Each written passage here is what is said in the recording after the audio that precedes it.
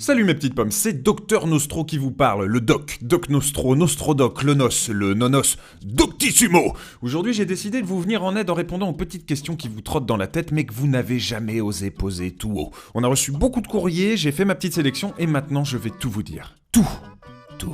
On commence tout de suite avec la question d'Enzo, 14 ans, qui demande « Peut-on faire pipi dans la mer la conscience tranquille ?» Alors mon vieux Enzo, la réponse est oui. Une équipe de chercheurs américains a réussi à prouver que l'urine était bonne pour l'écosystème marin, notamment grâce à sa composition proche de celle de l'eau de mer, mais aussi parce que l'azote qu'elle contenait permettait de nourrir une partie de la flore marine. En gros, c'est comme si t'arroses les algues, et en plus ça fait plaisir à Nicolas Hulot.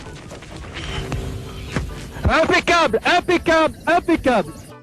Question numéro 2, Clotilme, 16 ans, qui veut savoir pourquoi le café donne envie d'aller aux toilettes. Salut Clotilme. Alors écoute, la réponse est très simple. Dans le café, il y a de la caféine, une molécule connue pour stimuler la production de suc gastrique et pour accélérer le processus de digestion en amplifiant les contractions de la paroi du tube digestif. Ok, c'est un peu compliqué comme ça, mais en gros, imagine, t'as l'intestin grêle qui fait de la zumba sous une pluie de suc acide, un peu comme Jerry Halliwell dans le clip de It's Raining Men, sauf que là, la pluie, ça serait de l'acide qui lui tomberait sur la gueule et qui lui ferait fondre la peau.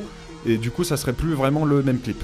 Question numéro 3, c'est Hémiplégiane, 37 ans, qui nous demande pourquoi les hommes ont-ils des tétons. Alors Hémiplégiane, écoute, c'est simple. Au début de la grossesse, l'embryon est asexué, un peu comme les Teletubbies, tu vois. Et quand il commence son développement, il y a qu'un chromosome qui fait le boulot, c'est le chromosome X, le chromosome féminin.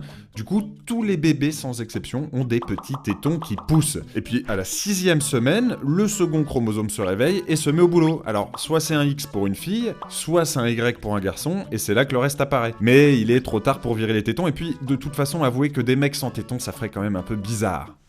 Numéro 4, Christophe, 20 ans, qui me demande « Peut-on imploser si on retient trop de rho ?» Salut Christophe. Alors, t'aurais pu me poser une question sur le cosmos, sur les trous noirs, sur l'antimatière ou la physique quantique, mais non, tu as décidé de me parler d'éructation. Chacun son truc. Alors écoute, c'est bien simple, la réponse est non. On ne meurt pas si on se retient de rôter. Attention quand même, parce que se retenir trop compresse ton cœur et ton diaphragme et peut entraîner une sensation de malaise et même des arythmies cardiaques. Donc j'ai qu'un conseil, éructe. Discrètement, sans faire de bruit, mais éructe.